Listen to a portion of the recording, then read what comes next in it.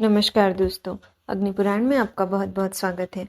आज हम अग्निपुराण के अध्याय 45 को शुरू करते हैं। पिंडिका आदि के लक्षण।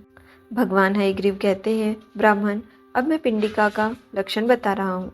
पिंडिका लंबाई में प्रतिमा के समान ही होती है, परंतु उसकी ऊंचाई प्रतिमा से आधी होती है।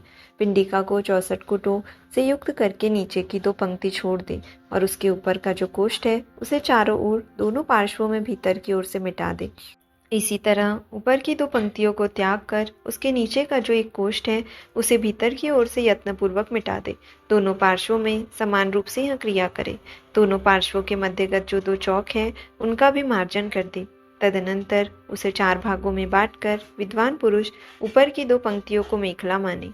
मेखला भाग की जो मात्रा है उसके आधे मान के अनुसार उसमें खाद खुदावे। फिर दोनों पार्श्व भागों में समान रूप से एक एक भाग को त्याग कर बाहर की ओर का एक पद नाली बनाने के लिए दे दे। विद्वान पुरुष उसमें नाली बनवाए। फिर 3 भाग में जो एक भाग है उसके आगे जल निकलने का मार्ग रहे। नाना प्रकार के भेद से यह शुभ पिंडिका भद्रा कही गई है। लक्ष्मी देवी की प्रतिमा ताल के माप से 8 ताल की बनाई जानी चाहिए। अन्य देवियों की प्रतिमा भी ऐसी ही हो। दोनों भौहों को नासिका की अपेक्षा एक एक जौ अधिक बनावे और नासिका को उनकी अपेक्षा एक जौ कम। मुख की गोलाई नेत्र गोलक से बड़ी होनी चाहिए। वह ऊंचा और टेढ़ा मेढ़ा न हो। आंखें बड़ी बड़ी बनानी चाहिए। उनका माप 3.25 जौ के बराबर हो। नेत्रों की चौड़ाई उनकी लंबाई की अपेक्षा आधी करे। मुख के एक कोने से लेकर दूसरे कोने तक की जितनी लंबाई है उसके बराबर के सूत से नापकर कर्णपाश बनावे। उसकी लंबाई उक्त सूत से कुछ अधिक ही रखे। दोनों कंधों को कुछ झुका हुआ और एक कला से रहित बनावे। ग्रीवा की लंबाई 1.5 कला रखनी चाहिए। वह उतनी ही चौड़ाई से भी सुशोभित हो। दोनों उरुओं का विस्तार ग्रीवा की अपेक्षा एक नेत्र कम होगा। जानु, घुटने, पिंडली, पैर, पीठ, नितंब तथा कटिभाग, इन सब की यथायोग्य कल्पना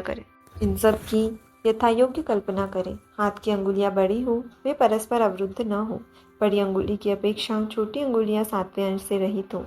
जंघा, उरु और कटी, इनकी लंबाई क्रमशः एक एक नेत्र कम हो। शरीर के मध्य भाग के आसपास का अंग गोल हो। दोनों कुछ घने और पीन हो। स्तनों का माप हथेली के बराबर हो।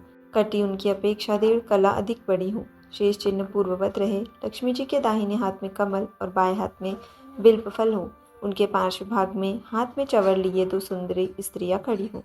सामने बड़ी नाक वाले गरुड़ की स्थापना करें। अब मैं चक्रांकित शालग्राम मूर्ति आदि का वर्णन करता हूँ। तो यहाँ अग्निपुराण के अध्याय 45 का समापन होता है। आज के लिए इतना ही। धन्यवाद।